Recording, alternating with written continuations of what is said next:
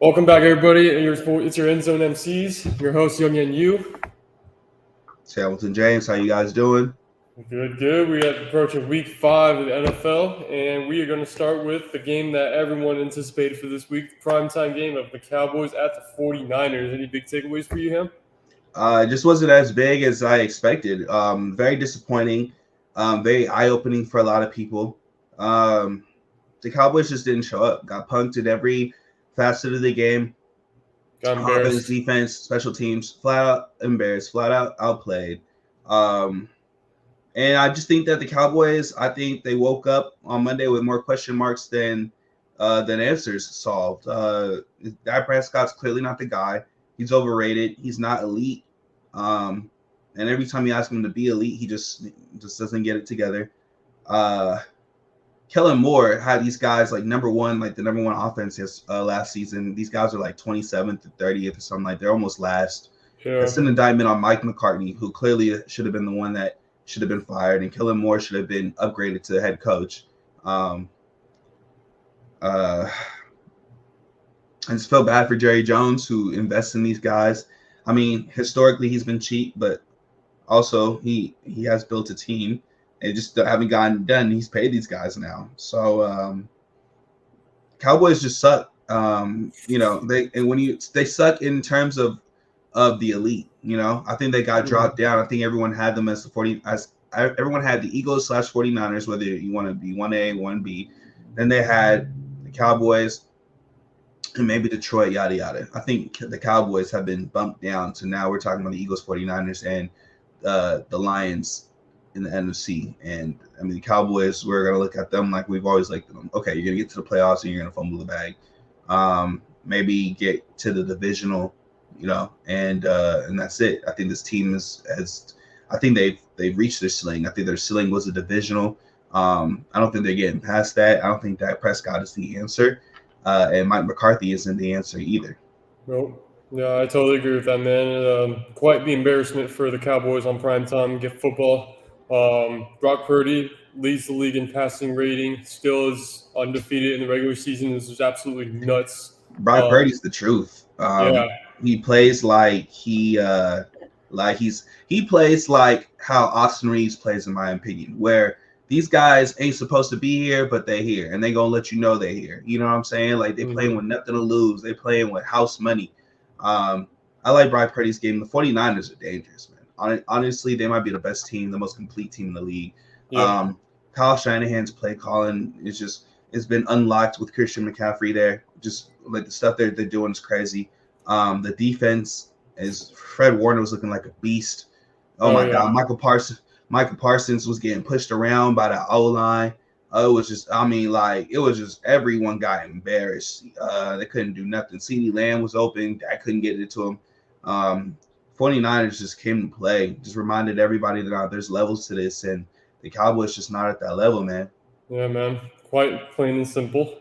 Yeah, I think we got to consider Brock Purdy and CMC in those MVP talks right now, as far as getting almost to a third of the season. And so Brock Purdy, 17 to 24, 252, 4 TDs, no picks. Automatic, man. It's just outplayed Dak Prescott. A guy who's making $900,000 a year is outplaying a dude who's making what, $40 million, $50 million a year. Yeah, ridiculous. I mean, Dak got paid, but he ain't showed up. If he's getting paid for his regular season success, okay, but they're paying him for everything, and it's very disappointing. Yeah, basically at this point.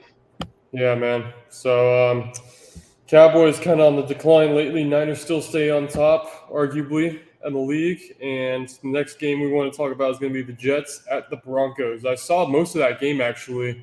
And Russell Wilson actually didn't look too bad in that one. He was running a lot more than he was before. I don't know if you saw those, but he was getting out of the pocket to make plays is really what it was. Yeah. Broncos looked good till like second half, I think. I don't know if you saw that last drive where the Broncos had the ball like a minute and a half left in the game after they got that pick from Pat Surtain, which is that's where Russ got the fumble. And then he fumbled it. Just got the scoop and score, which I mean if you're the Broncos, you kind of live with that because Russ he was making plays, he was making things happen, and a lot of that was because he was getting out of the pocket.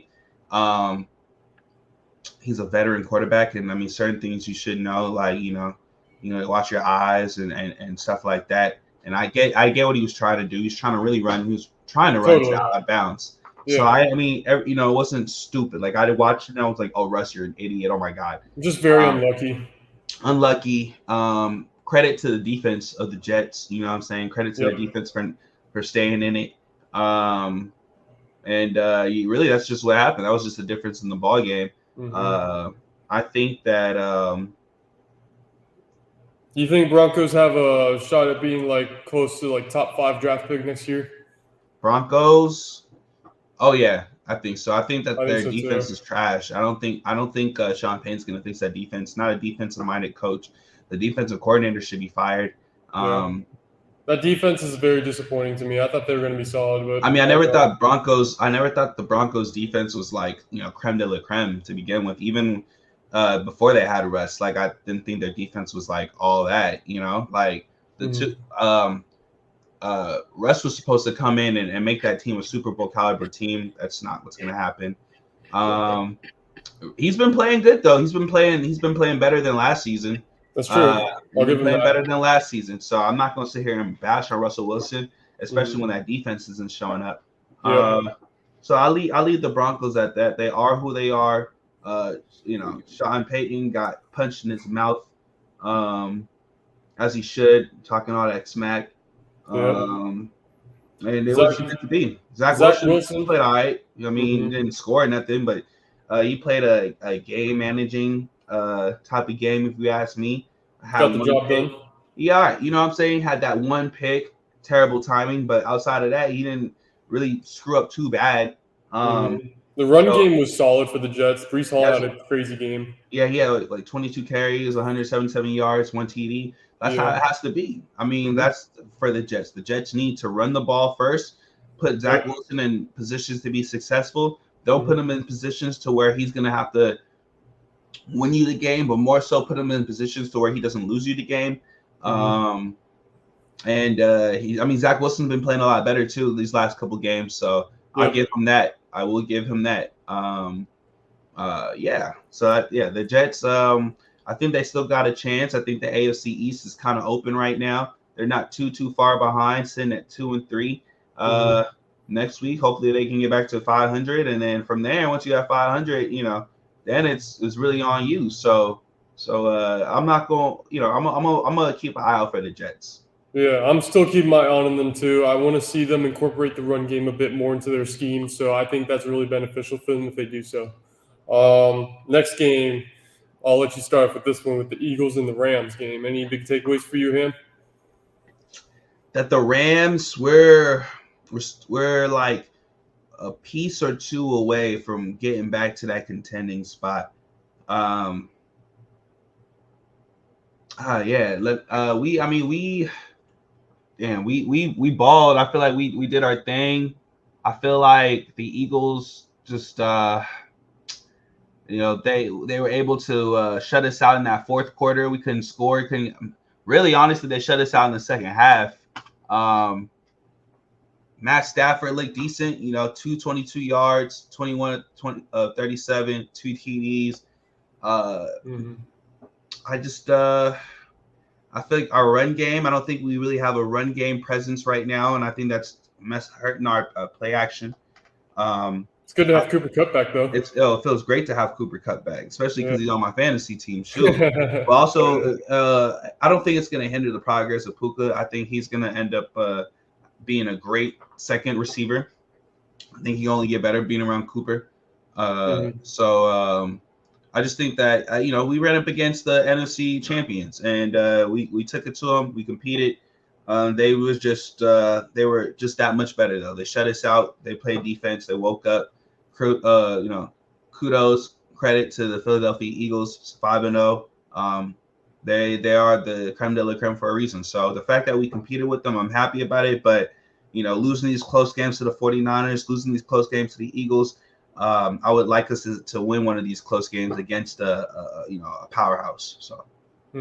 Yeah, I was gonna say I've really stood out to me how much that they could compete against a quality team like the Eagles and the Niners and etc. So I noticed that they put up like at least like 20 points against both of them, right? Well, the Eagles and Rams was 14-23, but it was close. You know what I'm saying? Okay. It was relatively good defense. It's a one possession game. Yeah, and I mean, put it like this: only out of both teams, only one team scored in the second half. You know what I'm saying? Only Eagles got 6 points. That was it. They didn't even get a field goal. So wow. You know what I'm saying? So like it was a game of attrition, and Eagles ended up just pulling through. I see. Well, I'm happy to see Cooper Cup back. I'm sure a lot of other people are. I can't wait to see him play in Week 7. It's going to be fun to watch. So yeah, I'm looking forward to seeing that Rams team the rest of the season. They've definitely exceeded a lot of people's expectations, I'm sure. To me, kinda and kinda not.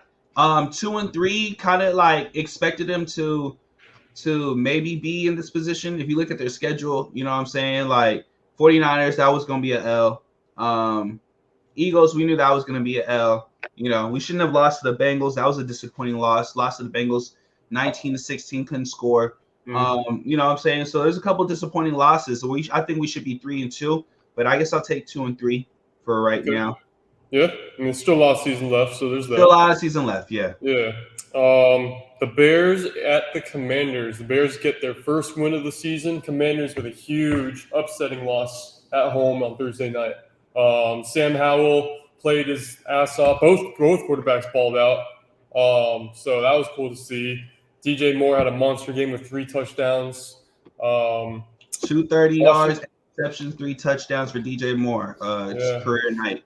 Washington defense had a tough time stopping that offense for some reason. That really stood out to me. Chase Young wasn't able to do much. I think Ron Rivera is on thin ice. I heard a stat that said something like since 2015 or since 2016, Ron Rivera has only had 2 winning seasons or something as a head coach, or 1 winning season, or hasn't had a winning season, or some crazy number like that. Because I remember the Commanders going to the playoffs like 2 years ago or something, 3 years ago. I think they had won the division, ended up in the playoffs, but that NFC East was super weak that year.